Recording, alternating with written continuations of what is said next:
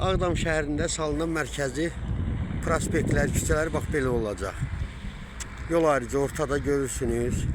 1, 2, 3, 4 zolaqlı avtomobil yolu.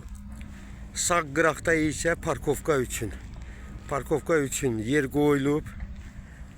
Yoldan sonra təxmini 2 metrə yaxın yaşıllıq zolağı, təxmini ondan sonra metr yarımlıq velosiped üçün yenə yaşıllıq zolağı, təxmini bilmirəm 5-6 metr enində də piyada zolağı. Sonra bir də yaşıllıq və ondan sonra evlərin tikintisi. Sağdan soldan da, amma üstün və gözəl cəhəti ondadır ki, salınan prospektlərdə kanalizasiya və yaxud da digər kommunikasiya lukları yoxdur. Yəni asfaltlanandan sonra hər deyəndə qazıb dağıtmayacaqlar. Həmin kommunikasiya lukların hamısı yoldan kənarda piyada zolağı ilə evlər arasında boşluqda olacaq.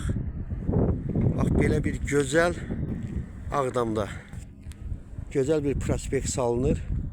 Hərəkət də, avtomobillərin hərəkət də rahat olacaq.